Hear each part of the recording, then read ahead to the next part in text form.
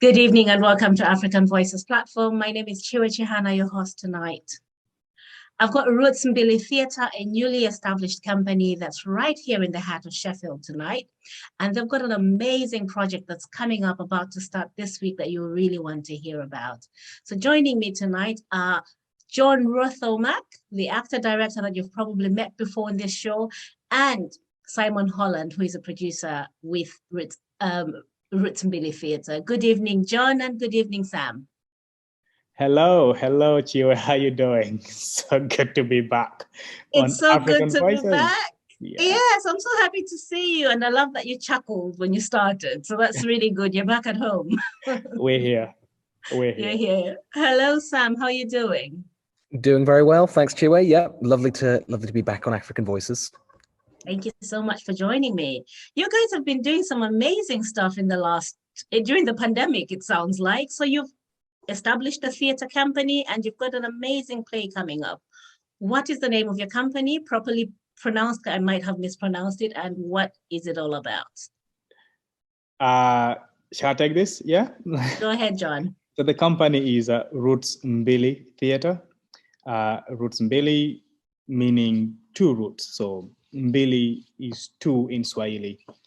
So at the center of what we do, at the heart of it, is trying to bring two different sort of voices, two different cultures together and merge them together in creating theater. And that also means the theater language is coming from two different worlds and sort of, intersecting with each other. And there's something about, so myself, Sam, and Smart Banda, who is not here, we came together. But there's something about us as well in sort of creating a theater company like this.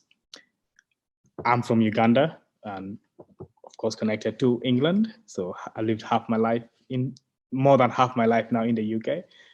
Smart is from Zambia and also lived a lot of his life here. So, and then Sam is American and British as well. So we all have the British connection, but we are bringing different parts of ourselves together to create Mbili, Roots Mbili.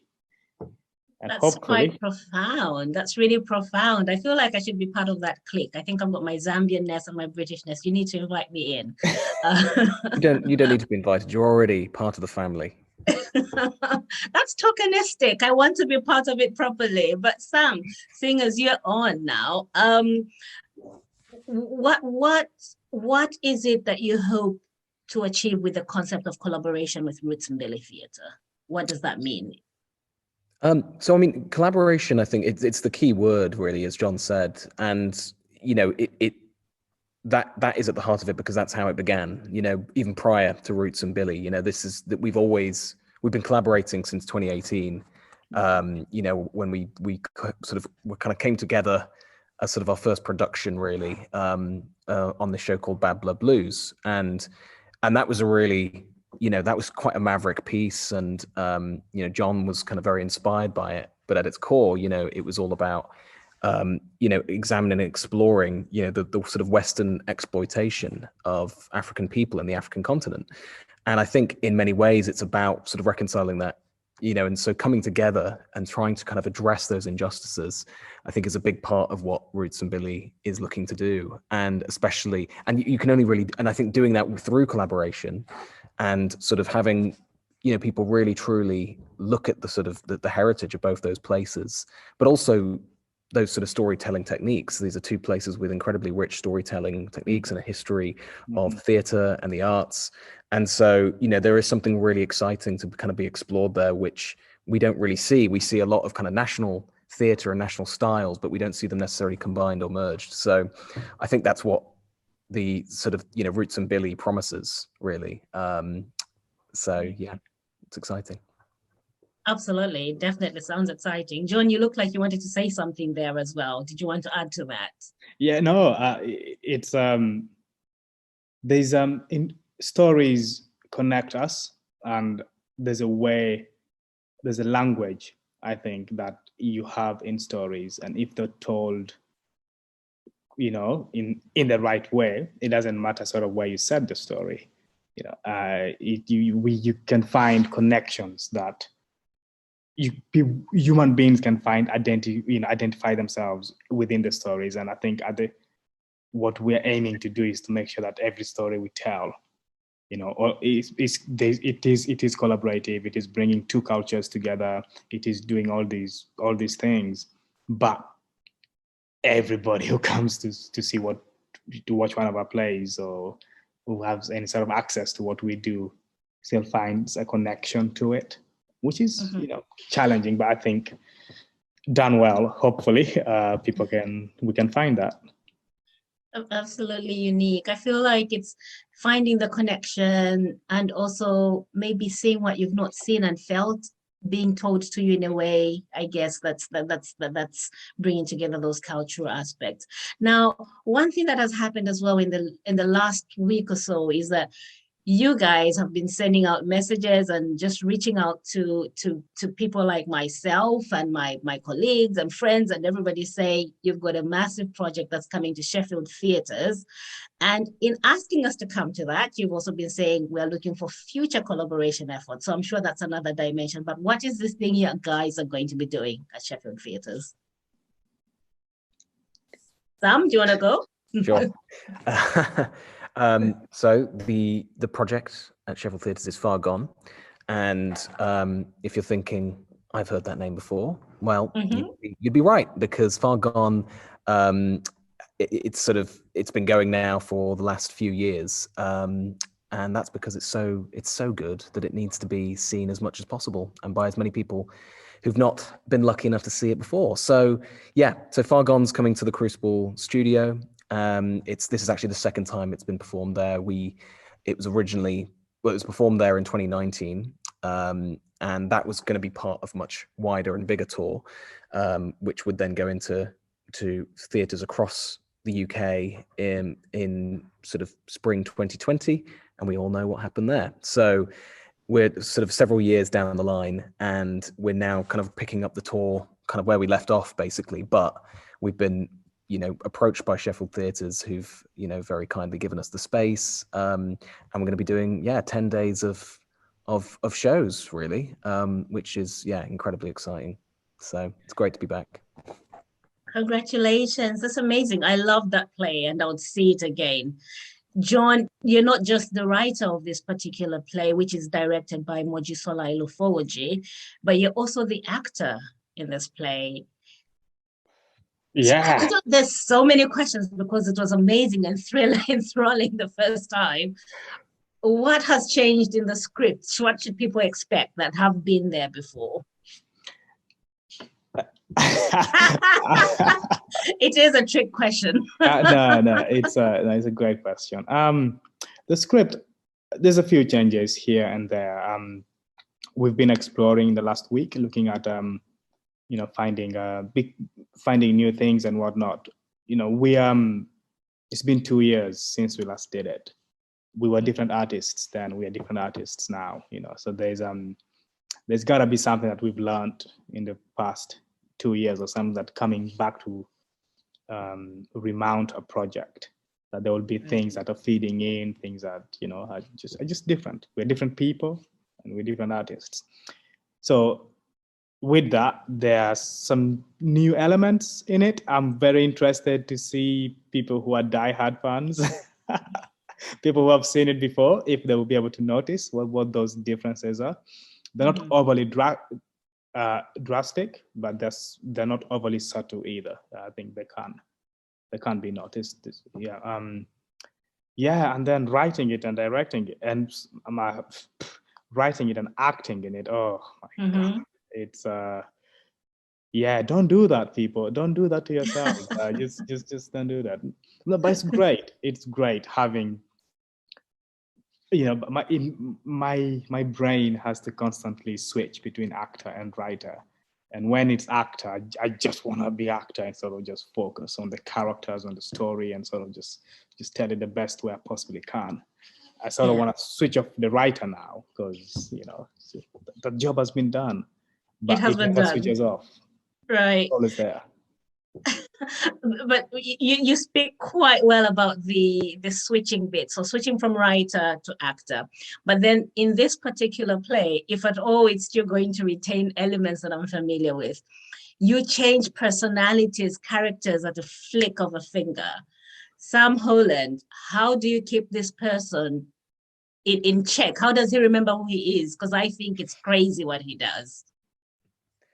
I know it does. It does. When you see him rehearse, it is a little bit like a madman, you know, kind of grappling with himself and fighting himself. And it's sort of like, you know, it's quite a spectacle to behold. It's a bit. It can be. Well, if the themes and the messages of this weren't so, you know, difficult and traumatic, it would be quite funny seeing him grapple with himself. But it is quite incredible. I mean, I think, you know, as a producer, you know, one of the job that I have is to try and convince people to come and see the show, and I don't have to work that hard. I really don't, you know, to try and sell it, because it is, you know, just by its very nature, having one person play for very different characters, and also to sort of smoothly transition. I think part of the beauty of the piece is the way that John transitions into it, and he morphs, and it's sort of like there's something just, I don't know, quite, you know, in that it's such a difficult thing to do, and to do convincingly, to actually, you know, tell that story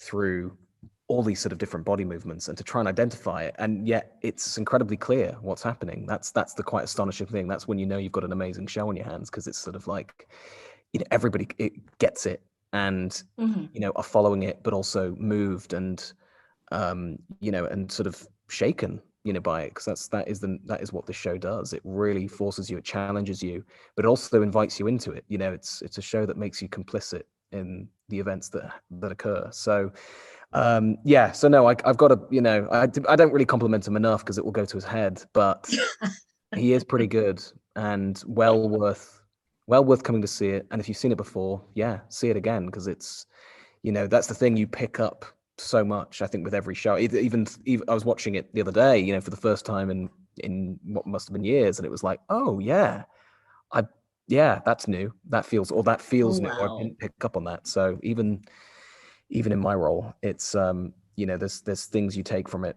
every single time you watch. Yeah. And you decided to call me family at the beginning of this, and I missed out on this immersive one that you watched recently. I should have been there. You should have told me to see it. Now, John, you've worked with some amazing people in Far Gone. I mean, during the last run, I saw you working with some amazing movement artists, somebody working on the sound. Just tell me about the team you're working with this time around, and who you've retained, and the special relationships you've built with them. The team, this is, I think, I keep saying that it should not be called a one-person show, because it's not. It's really not. Yeah, it's on me on stage, sort of, you know, playing these 4 characters and whatnot. Yes, but the actual work, the artistry of it, is nowhere. It should be accredited to one person as being a one-person show. The creative team are incredible, and we've been so lucky to have them on board. Like Mojisola Elufowoju, who's directed it, you know, like the stuff she's been able to bring out of the text that's been written is absolutely genius. And but in creating it as well, yeah, I've written it, but in creating it, we did the play together, researched and developed it together, and there were things that were discovered in those R&Ds that, you know, were retained as part of the script. So it's been a very sort of collaborative effort to put the piece together. Yeah, and then movement. To start with, we had Akim Tusenbuck, incredible movement director, absolutely genius. For the last sort of 2 alterations, we've had Lilac Josephon join us. Again, we're just lucky. It's like, where do you keep getting these people from? Absolutely genius, just storytelling, just the detail of it, how the movements, you know, each character, how different they are, what makes them different, body, voice, everything, just connecting all of that. And then of course we have Lee on sound. So that's Lee Afen, who we've seen quite a lot of. Yeah. Yes, we have Leah Fenn on sound. I mean, genius. It's just incredible to work with. There's the great thing about working with Lee, which is normally you don't find with a lot of sound designers, is Lee is in the room, and there's a sort of a movement, there's a language that has been developed by the piece, that has been developed by everybody. So there's a actor to sort of sound language, and then there's a sound to lighting language, and then there's a set to lighting to sound language. There's a language that the piece has by itself, which has been developed by this incredible creative team. We have Will Monks on our lighting designer, and Kevin Jenkins, our incredible designer. And then we've switched stage management here and there. We're lucky. Okay. I like how encouraging you're sounding, and it sounds like it's an amazing talented team of people that you're working with. Sam, Roots Mbili Theatre is aspiring to work with more people beyond far gone, more people, especially from the local Sheffield area. Is this some of the talent that we should be expecting people to be engaging with as you collaborate going forward? Yeah, I mean, we've been, as you said, we've been reaching out to organizations with the hopes of, well, it's not just about kind of coming to see Far Gone, which obviously we want as many people to see it as possible, but seeing Far Gone to showcase the kind of work we do, and to see if there's sort of, I guess, avenues that we can explore together with other Sheffield-based organizations. I think that's one of the things when I'm looking at the kind of cultural and artistic landscape of the city, I don't see enough of that. I don't see enough talking. I see, of course, a lot of people with a lot of their own great ideas, but actually not reaching out and saying, hey, why don't let's do this together, especially because there's so many different companies with, a sort of a similar remit, and, especially working within different communities as well. So we really just want to kind of put our name out there, especially now that we are a company as such, and to sort of say, look, this is the kind of work we want to be doing, but we don't want to do it alone necessarily, so I think it's really important for us that in the nature of true collaboration that we are we're working with people, but of all disciplines. It doesn't necessarily have to be theatre related. We would love to work with sort of people who might be setting up installations or visual arts, like Roots Mbili Theatre. It really is kind of, I guess, in some ways more Roots Mbili arts. That's kind of what we want to be exploring. And also the beauty, as John said, with our creative team, we've got people whose specialty is in lighting or in sound, and so we very much the way we want to create shows is also not just kind of there to be a cultural exchange, but also a kind of a skills and discipline exchange as well, in artistic form, and to blend those ideas together. So so I think obviously we want to find different community groups or arts groups in Sheffield, but also beyond that as well. I think obviously we've got a real commitment as Sheffield people, as people who've grown up here and want to see the city thrive. We also want to kind of have those conversations further and wider as well. So amazing. That's an open invitation to all our Sheffield Live viewers. This is what Roots Mbili is saying. They're saying, come out and participate. Now, John, when exactly does the play go live in Sheffield Theatres? People are looking to buy tickets. Where do they get them? We go live on Thursday, which is this Thursday, the 17th of Feb, until the 26th. For tickets, go to sheffieldtheatres.co.uk. Sam, you're smiling. Is that the correct website? Yes, Sheffield Theatres. I mean, you'll see it. You'll see it. We're advertised on their website, but ostensibly that's probably the best way of booking tickets. So that's going to Sheffield Theatres and finding Far Gone and booking tickets. So that's running, just to repeat what John said, it's running from the 17th of February to the 26th of February. Now, what's the exciting bit about Beyond Sheffield? Are you touring again? I heard you were touring. We are touring. Which is what Sam was talking about earlier. The tour that was meant to happen in 2020, which was closed.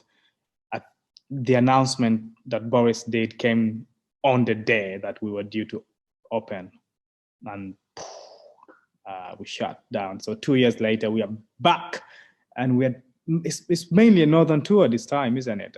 Yeah, we're going to 9 cities. We're going to a few cities around the country.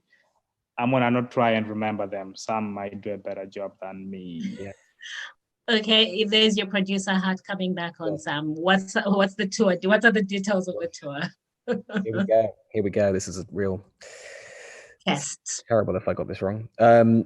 First off is York. So we go there a week after our Sheffield Theatres run. And then at the end of March, so pretty much almost a month after the York performance, we'll be doing a quick fire tour of 3 cities, and that is Doncaster, so Cast in Doncaster, followed by SJT, the Stephen Joseph Theatre in Scarborough, and then Harrogate Theatre. And then following that, about a week or so later, we'll be in Lancaster, Dukes, and then the week after that, at Hull Truck Theatre in Hull, and finishing off at Waterside in Sale, Manchester. Boom, did it. Boom. That was supposed to be a trap. I'm not winning at this. You guys, you did something that I actually would like to talk about on TV. You guys went to Uganda and you did Far Gone in Uganda, and I haven't spoken to you about that experience. Our viewers don't know what happened. What's the story there? This is actually the foundation of Roots Mbili, to some degree. We took Far Gone to Uganda, and I think it's fair to say it was very well received. So we opened a festival in Kampala, the Kampala International Theatre Festival, in 2019. Yeah, I believe so. Yeah, 2019. So we opened it, and it was great. We received standing ovations. I say that because receiving standing ovations in Uganda is not a thing. So yeah, to be so well sort of welcomed, and for me going back home, where the story was inspired by events that happened, to me when I was back home there, and just going back and having some. We were told that there were some ex-LRA sort of audience members in there that, and people who were not exactly ex-LRA, but were sort of working with the Ugandan government and whatnot, and to just be moved, for them to be moved by it and to say that we've done a good job of capturing. But wow, that was absolutely humbling. Yeah. And but when I was there, I was like, there's a lot of talent. There's a lot of talent here, which I would love to work with that talent in Uganda in terms of artists and whatnot. And I was like, what if there was a company that did exactly that? And that created where there's a collaboration between UK artists and for now, we are sort of focused on East African artists, but I think as Roots Mbili does go, we are going to widen up, and it could be any 2 roots. It doesn't even have to be the UK. It could be any 2 roots coming together. But the idea was inspired by being in Uganda and just being moved by how incredible the artists there are, and just wanting to work with them. It's quite poignant that you actually took it back to Uganda. And maybe that's one thing we haven't actually done in this conversation. For those who have not watched our episodes with you or who haven't been to see Far Gone, they won't understand the context of this particular story. Maybe just give us a bit of a brief on that. What is Far Gone about? Great. Right. Far Gone. Far Gone. The title comes from a child having transformed into a child soldier, being far gone from community, from themselves, from who they are, from family, and from normality of childhood. That's where the title sort of comes from. The actual story itself, we follow Okumu, who's a little boy. He gets kidnapped, and during this kidnap, he's forced to do some atrocious things. One of which I will tell you, it's not spoiling it too much for you. Okay. But one of which is to take his brother's life, and then we do follow him all the way through to transforming into a child soldier. But the thing about sort of the beautiful thing is the brother comes back as a ghost to help the little brother sort of navigate his life, his way through this induction of becoming a child soldier, this journey of becoming a child soldier. There's a lot of elements in there, sort of African spirituality and sort of that's I'm gonna stop on African spirituality. I'm not gonna give you any more. That's okay. At the center, just one more thing. At the center of it, although it's a story about a little boy being kidnapped and being transformed into a child soldier. At the center of it is a family story. A family being ripped apart and a family being torn apart, and the things that the family has to go through to overcome these atrocities. Thank you, John. That's very significant for us. So I think what got me, apart from you telling me the story prior, but when I actually saw it, was that often when we're talking about child soldiers or putting stories like that in art, you focus on the main character of the scourge. So that would have been Joseph Kony in this case, and you managed to flip that. And he's almost invisible, but yet the story is about him and the effect of his what does LRI stand for again? Lord's Resistance Army? Correct. Yes. Yeah. On the child soldiers. So, well, kudos to you for doing that. Go ahead. Yeah. There's a danger, I think, in so the reason I sort of focused on the little boy and the family and whatnot. I believe there's more connection there to be had for people. The thing I'd love for people to come away having seen this is sort of just wonder, these things happen to these children simply because they were born in this country at this time. That could be anyone. It's a time thing and a place thing, and then the existence of the LRA comes when they are of age to be kidnapped. Had they been born somewhere else, it could be a completely different, a different circumstance of life. So the question for us, I guess, is what if that was us, born at that time in that place? It doesn't have to be Uganda. It could be anywhere in the world where there's a rebel group kidnapping children. That is, it's happening all over the world. Yeah. That's really profound, and so many more reasons why people should be going to watch it. Just as a round off, Sam, where do people go to find Roots Mbili and information about future work? So we've got the brilliant Smart Banda, who kind of completes the Roots Mbili trio, currently kind of sort of creating and designing our website. So that will be up live very soon. And, of course, we're on all socials. So, you can find us in various places on there. But yeah, we'll probably have a lot more sort of information coming soon. Obviously, we're still in our sort of infancy and everything, but yeah, there's plenty you can see on socials, and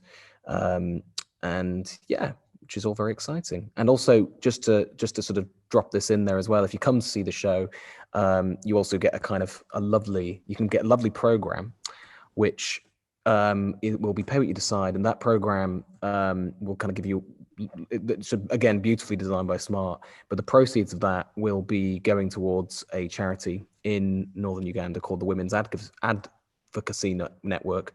Try that again. The Women's Advocacy Network, who basically support and rehabilitate war-affected sort of survivors of those conflicts, but also former child soldiers. But yeah, anybody who's kind of had to experience that trauma, and so they help resettle families, and they provide, you know, sort of support and care for those people. So proceeds will be going to that charity. So yeah, that, you know, by all means, please do, if you're moved by the story, you know, support them, because they do incredible work. And actually, when we went to Uganda, John was able to meet both an organization, the person leading that organization, and also met some former child soldiers as well. So that trip was more than just a show, really. It was quite a profound experience. You know, I know for John, sorry, I'm speaking for you here, but it's more than a show. You know, it goes beyond that, and actually to be able to support you know, a charity out there is really important, that we're doing that part of this. Absolutely. And that is also an element of Roots Mbili I think we would like to take forward. We don't want to just put on plays and you know, people to come watch, and then the work we are going to put on is going to be work that is challenging, works that's highlighting issues that, you know, maybe haven't been highlighted before and whatnot. And there's a responsibility there to give people an opportunity to do something if they so wish to. For example, with Fargon, it's the programs. With the next shows that are coming, we don't know what it will be, but there will always be an element of providing opportunity for you, the audience member, to participate. Good. Thanks, guys. Yeah, and to emphasize, I have actually seen in your previous product tour plans, I saw the actual brochure. It's a glossy piece of work with good information, very informative. So I would say definitely, if you're going to be seeing Fargon in any theatre around the northern region, then definitely get that and support the Women's Advocacy Network. But for me, Chiwechi Hannah and the team from Roots Mbili, good night. Thanks so much for joining us on African Voices tonight.